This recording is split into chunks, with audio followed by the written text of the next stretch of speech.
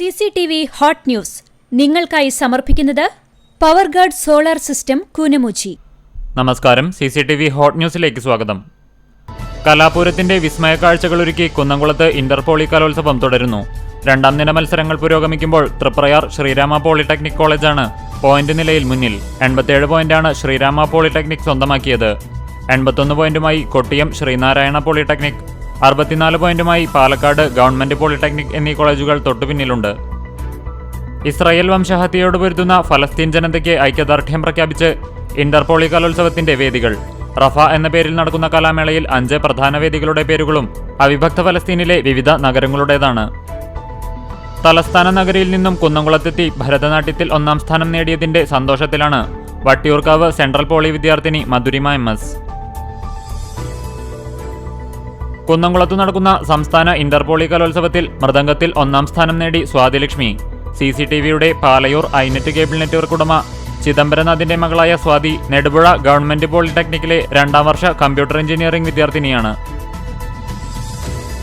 Mananthavady MLA OR Kelu പട്ടികജാതി പട്ടികവർഗ പിന്നോക്കക്ഷേമ വകുപ്പ് മന്ത്രിയാകും.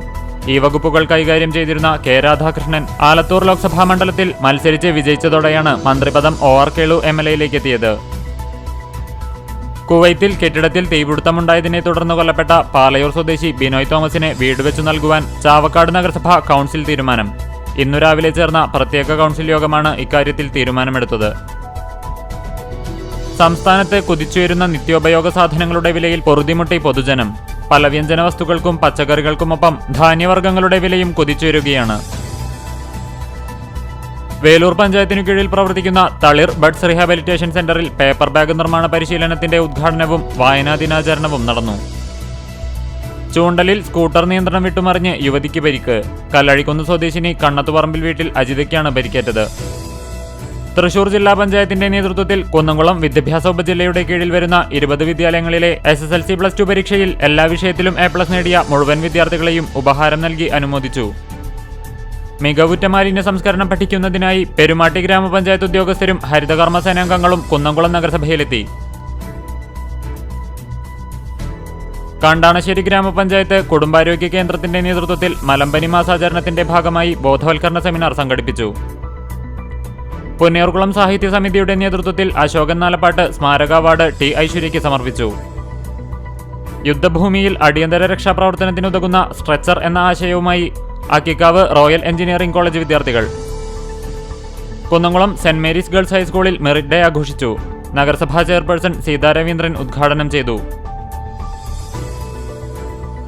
സുഗന്ധം പരത്തി അഴകു വിരിച്ച് കടമ്പ് പൂത്തു.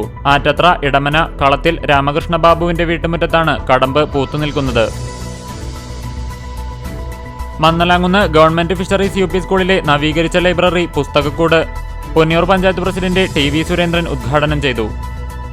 മത്സ്യവിതരണ അനുബന്ധ തൊഴിലാളി യൂണിയന്റെ നേതൃത്വത്തിൽ ചാവക്കാട് KV പീതാംബരൻ 4ാം അനുസ്മരണം സംഘടിപ്പിച്ചു. വെള്ളാറ്റഞ്ഞൂർ സർവീസ് സഹകരണ ബാങ്കിന്റെ നേതൃത്വത്തിൽ SSLC+2 പരീക്ഷകളിൽ വിജയിച്ച തണ്ടിലം പ്രദേശത്തെ വിദ്യാർത്ഥികളെ അനുമോദിച്ചു. ഗൃഹനാഥയെ മരിച്ച നിലയിൽ കണ്ടെത്തി. ആൽത്തറ നാലപ്പാട്ട് റോഡ് സദ്ഭാവന മാതൃമന്ദിരത്തിന് സമീപം താമസിക്കുന്ന പരേതനായ കടാമ്പള്ളി ബാലൻ ഭാര്യ 71 വയസ്സുള്ള സാവത്രിയെയാണ് തൂങ്ങി മരിച്ച നിലയിൽ കണ്ടെത്തിയത്. CCTV ഹോട്ട് ന്യൂസ് നിങ്ങൾക്കായി സമർപ്പിക്കുന്നത് പവർഗാർഡ് സോളാർ സിസ്റ്റം കൂനമുച്ചി. ഇതോടെ CCTV ഹോട്ട് ന്യൂസ് സമാപിക്കുന്നു. കൂടുതൽ വാർത്തകൾക്കും വിശേഷങ്ങൾക്കും ഞങ്ങളുടെ web page, YouTube channel, Facebook page എന്നിവ സന്ദർശിക്കുക. തത്സമയ വാർത്തകൾക്കായി www.cctv.online.tv സന്ദർശിക്കുക. നമസ്കാരം.